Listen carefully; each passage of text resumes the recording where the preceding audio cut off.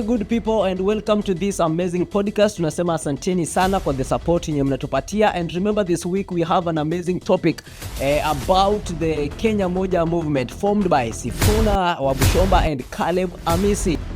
So these boys want to try to rebrand themselves to position income 2032, to my opinion, maybe what I can see.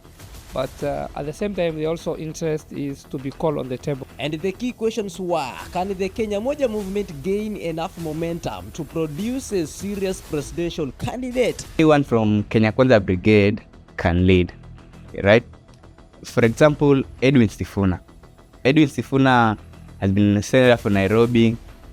He's also a Secretary General of ODM. So this is a man who has gained a lot of experience in leadership.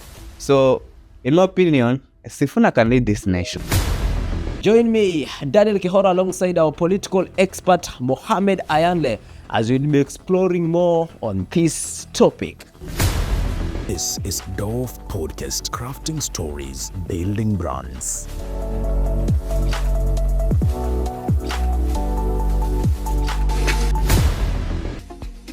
Haya Team Dof, before tuingie kwa the main show, kwanza nataka tu recognize our sponsors, kwa sababu tunasema sponsors na nyinyi watazamaji ndio mnafanya hii show iendelee kugrow. Na swali ambayo tunakuuliza ni je, wewe ni mzazi ambao unaishi maeneo ya Mombasa ama maeneo yote nchini na uko na mwanafunzi wa shule ya msingi au shule ya sekondari, awe Mkristo au awe Muislamu, na ungetaka apate mafunzo mazuri? Sisi kama Imam Shafi na Bahari Schools tunahakikisha kwamba tunamfunza mtoto wako apate mafunzo bora na pia apate maadili mema, na pia mbali na mafunzo ya darasani, pia tunapatiana nafasi ya wanafunzi kwenda kutembea kule nje, yani trips, traveling, na pia michezo mbalimbali, yani vitu vyote ambavyo mwanafunzi anafaa kuvipata. Sisi kama Imam Shafi au Bahari Schools tunahakikisha kwamba tunampatia mtoto wako. Utafanya vipi? Piga tu nambari ya simu ambayo iko hapo chini ili tukuelekeze kwa mengi zaidi. Na kama pia hujasubscribe, make sure umesubscribe. Nataka kuwashukuru wote ambao wamewatch our last video, kwa kweli inafanya vizuri. Make sure hii pia unafurahia. Haya, tuingie sasa kwenye show. Today's topic, we are going to discuss on three people. The Kenya Moja, it's a movement formed by Wamushoma, Senator of Nairobi, Edwin Sifuna, and also MP Saboti, that is Trans Nzoia County, Caleb Amisi. Mr. Mohammed, these people, they're saying they have an objective of bringing young people to the government. Remember Uhuru and Ruto, during their time, they used the same narrative that the young people ndo wanafaa sasa kurule Kenya. Awali wenye wameishi kuongozwa wamekuwa wazee. Are these people coming with the same strategy as that one of Uhuru Kenyatta, ama they are real? I think leave alone to make change. Yes. To vie for their own political party, that party to go and win a seat is going to be a mountain to climb. So what they're doing is just backing around. You know, you can form anyone. I myself can form a party today. It's not a big deal. Yes. But who has the deep pockets, who's going to sponsor you? And political, going rallies, sponsoring those things is going to cost a lot of money. So when we factor in financial stability, most of these clan-based parties, they're going to wind up, or they're going to major to nothing. Okay. So to them, they are part of the everyday political party that's emerging, and they are widening the opposition parties.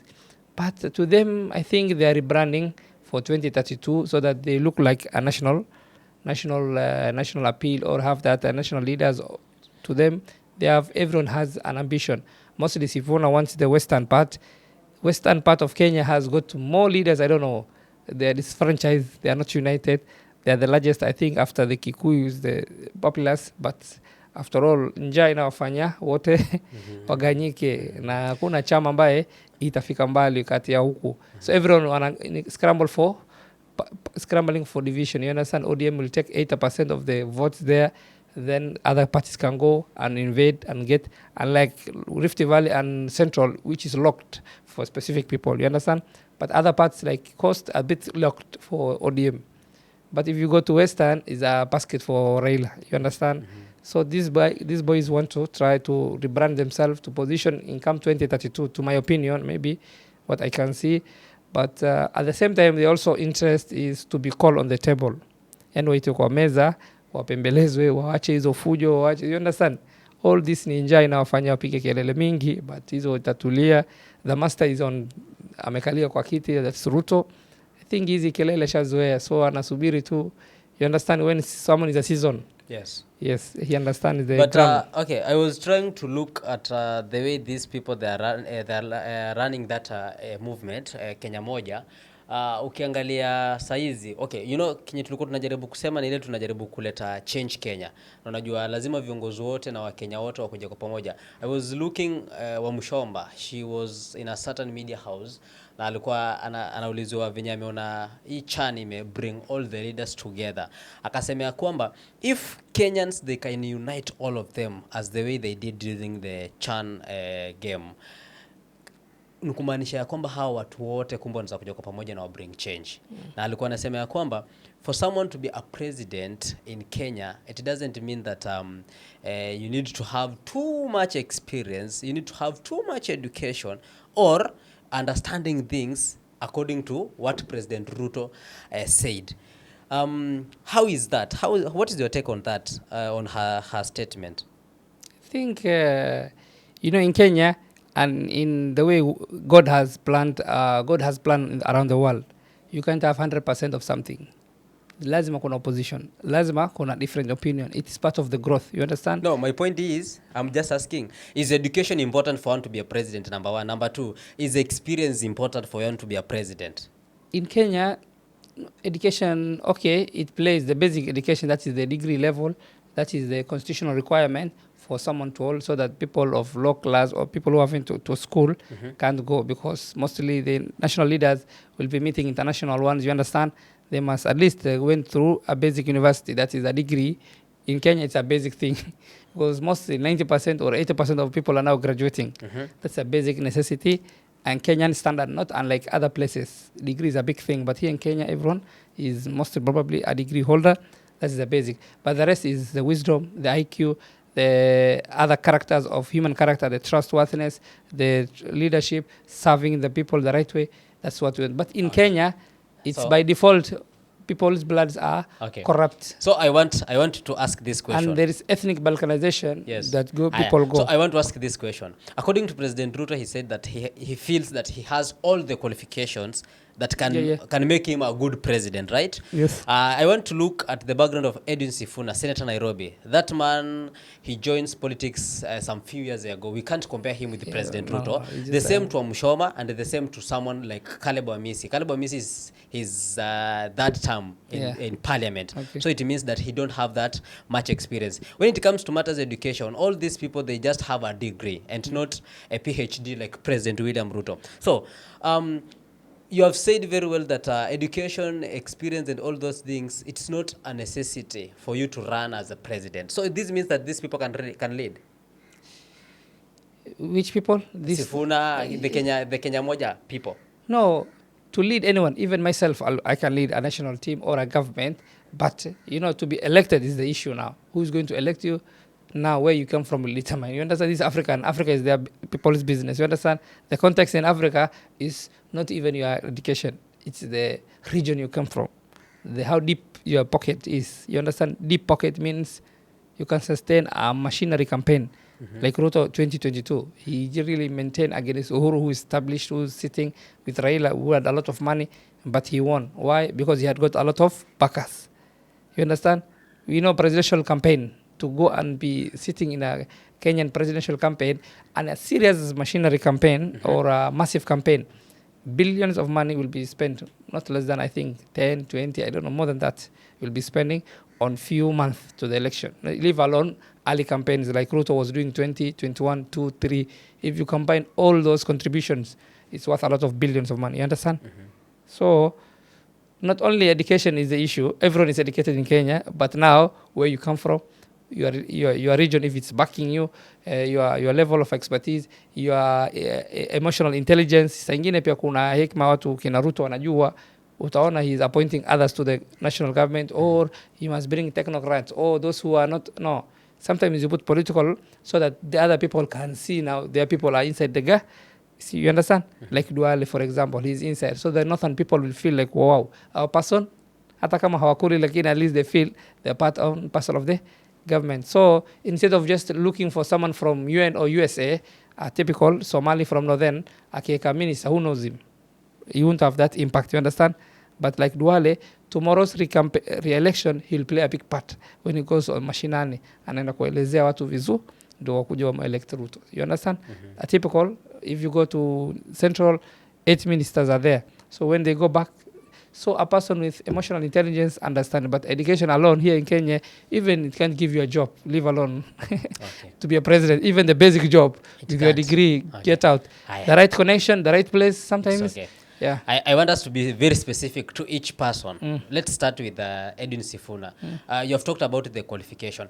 Now you have talked about the factors that can make all of them maybe not to be president in Kenya. I want us now to be specific to everyone. Sifuna, what factors can make Sifuna out of presidency 2025?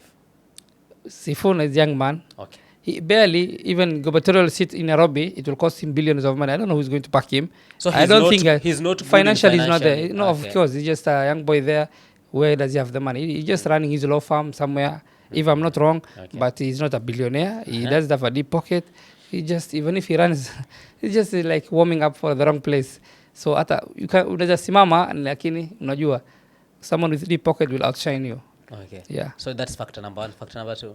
For Sifuna, yes, I think he's aligning himself to the mountain people. You understand? Right. Because now shouting the opposition, it will favor the mountain people, the Mount Kenya, who are residing in Nairobi. If he wants to stand for governorship, I think he will back it. Sasa hajapewa nyama ndo kelele hiyo njaa inawatoa nje.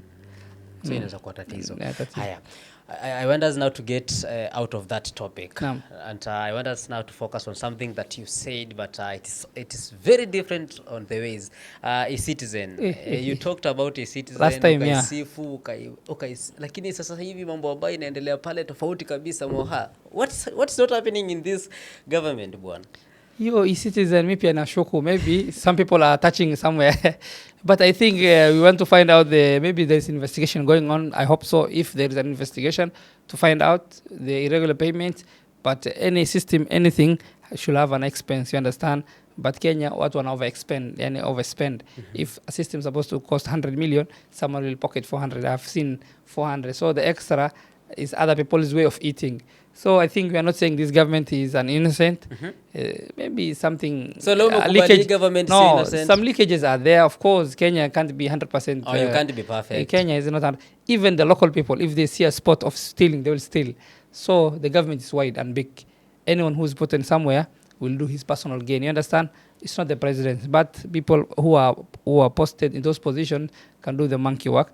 But corruption, it has reduced now, and not like the previous regimes where it was professionally done at certain regions. But now the same corruption, it's imegusa kila mahali. Kila mtu akona sehemu yake anakula, but kwa step kwa akili. So I think E-Citizen is not. So we are going to find out in the few days, in the few months, what is the report is going to say about who is stealing it. Is it a system? Or some Nigerians or aliens are tapping our system, you understand? Okay. Now money inatumwa kwa system, kumaanisha people can crack, you understand? So we don't know if it legally stolen or some people. So let's wait for the investigation. But I think 80% is helping. Why? It reduced, unlike ferry, unlike the port, most of the payment on government is paid through E-Citizen, which is good. At least the president can see collection rate. But lazima kuna leakage mahali. Sindio, obvious. Leakage mahali inapungua as we progress to 2027 2032. I think hizo loopholes tushazifunga. Hapo kusema mna progress 2027 mpaka 2032 tushafunga hizo loopholes. Hizo ni nini atuelewi hapo? Hiyo tunaifunga hizo loopholes. Sasa hii ni wale ambao hawataki E-Citizen. Sasa maybe tunasema wale adui wanapora mali ndio haribu sifa. What do you mean by saying wale adui? Adui ni kina nani? Wale ambao walifungiwa njia, wale ambao nani hao walifungiwa njia na ni njia gani? Wale walikuwa wakishika everyday cash. Sasa unajua hii ni ya serikali na hii ni yake. Sasa hii paka Nairobi, I think Nairobi parking, everything now is paid through system. Zamani, I think one of the clips, the former governor Mike Songo, alikuwa kuna time alikuwa analetewa pesa kwa maguni kwa office. Sasa hizo gunia, you understand, cash cannot be traced. At least hizo loopholes imeanza kufungwa. Uhuru alianza vizuri na sasa everything now is into the system. But lazima pana wajua the inchi over 50 million people is huge. In fact, there's also 50 shilling unnecessary cost to all Kenyan. You understand? E-Citizen. That winds up to, that's totaling up to billions of money. 50 shilling alone from anything you do in E-Citizen nowadays is 50. Mtu hata ifeel lakini aggregatiwa ni pesa sijui zilianza kupotea. But I think the president, you're calling him out, just wale ambao wanasimamia e-citizen, the system people, let them not polish our money. You understand, Kenya, everyone is polishing. Wana massage our money and then you start eating. Sawa, inshallah. But uzuri wake, it can be traced. Our core objective of this show is about business. Nataka tuimalizie na dakika kama 4 zimebaki. Ile ya today, first of all, napenda tusijue shati yako, sitaki kujua ulinunua pesa ngapi, lakini najua imepita 1000 karibu 6 na kitu hapo. Kuna hii story yenye tunaishi kusikia hata tangu nikuwa mwanafunzi. Ile ya unapata wanasema ya kwamba watu wenye wanapenda kuvaa tusuti, wanavaa vizuri, hao watu wananga pesa. Lakini wewe pia unatu training ukituambia kwamba ukikuwa business person lazima pia ukae vinye unakaa. Okay, nikiwa na pesa nafaa kukaa vizuri. Ama hizi ama nikiwa na pesa ni nini inaweza kadefine huyu mtu ako na pesa? Okay, you know, rich people wa kuangi na shouting mingi na, you understand, even the billionaires, they just wear casual, yani not casual, suits are for the right places when you're going official meetings, other things, but naturally, those who don't have anything, the musicians, the rappers of the world, if they touch few $1 million, lazima macheni, yani kishout. But real wealth don't shout. It has to stay calm because iko na evil eyes na kuna watu macho mbaya, kuna watu watakubeg, kuna watu wako na si unajua hidden agenda. Everyone wants to touch your money. You understand, in a good way. Wakijifanya marafiki. So by staying low profile, specifically this is a problem to all Kenyans through WhatsApp. You just unakula kitu kizuri, unaanza kupost kwa WhatsApp, unaonyesha 1,000 to 2,000 people. Why show off what you have eaten? Just keep it private, grow until when people see you next time in 2 years time they can't recognize you. Even the smart choice of the 1,000 shilling today, unakula ovyo 500, ukianza kusisave, uweke money market, uweke other investment, in 3-4 years time your money will compound. Yes, we agree that, sindio? By that time utakuwa you can afford. Then people spend in Kenya wako na American mentality. Kenya is becoming a spending country. Why? Because mtu hawezani na simu wa mkopo, anachukua simu ya mkopo. Basic simu you can't buy a cash. Wewe kwa nini uende uchukue na mkopo ukae nao? Nyumba unachukua friji na mkopo inakaa nyumbani. What does that show? That is not a sign of wealth. Sindio? That's any pay scale inaingia zinatoka. That's a Kenyan way. Sindio? People want to enjoy a life they can't afford instead of just waiting, having patience with no TV. Yes. Stay without fridge. Yes. And then live according to your size. You understand? And then make it. That's why unaonanga Somali wengi si watu kuchukua mkopo, kuchukua hizi. Mtu anakaa anatembea kama ni sarwali moja anaosha until he makes it. Until you make life. You understand? Sasa watu wengi Kenya it becomes fake it until you make it. Okay, I've seen so many people who are fake, wamekuwa kifake na with the time inakuja wanaimake. So if I could apply ama ina depend. Okay, fake it to life it, kuna watu wanasema, but the real thing is good to tell yourself the reality. Today I'm here, I'm earning this basic salary of 20,000, 15,000. How can I 2 years time get ahead of others? Now to strategize. Unasema let me live with 10,000. Nitafute nyumba sijui thao wapi ujipange. 3,000 umeweka mahali. At least hiyo 3,000 hauweki kusave for the sake of saving. Hautakuwa mahali mbali, si unajua? But you save to invest. Okay. So that at least in 2 years time it's making a progress. Unanunua products town, unaanza kuuza. And you are working for a company. Kuna ile online, you know there's a avenue of selling other things, Facebook market or happy. Unaanza kuuza tu vitu vako pole. You upgrade your personal skill. Pesa zingine 3,000, 5,000, you take some courses, you take some trainings, unaenda kwa 10 seminars, you invest in your mind. The biggest machine to invest is not even outside money, it's your brain. The moment you get smarter, the moment unakuwa msharp kabisa, nakwambia ukipatana na full ambaye na pesa sijui hiyo magunia, unaenda kuongelesha vizuri mpaka unaichukua pesa yake na yeye unamweka mahali, anaangalia the way you are investing. Then tomorrow any profit you make, you give him something, you make it yourself. Both of you are making money. So always I prefer, if anything excess money I get, I invest. I have a big library, nashukuru Mungu. Laptops, courses, how many books I've read, all these things. When I never had money, I used to invest, and still I'm investing. Why? Every time I have to upgrade to the next level.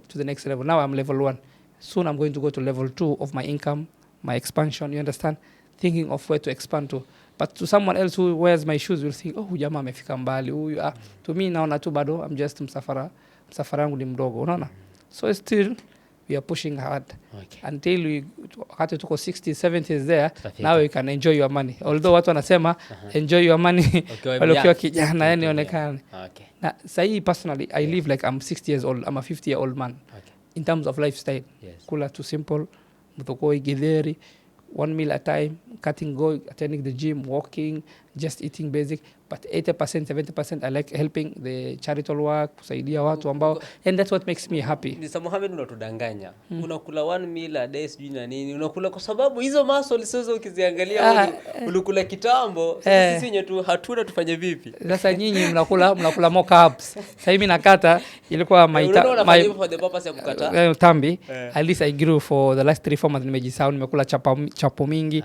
Now I've stopped. I only eat eggs, crumble those eggs, boiled eggs, and then I attend the gym. I want to be fit, inshallah. In 2-3 years time, I want to be like a mini bodybuilder, not a professional, but at least well built structurally, so that the suit can fit me and I become more active for production of money. You understand? For production of and money is where money is other people's problem. So the more I solve other people's problem, the more headache I will have, but I have to control my health. That's a way of making money.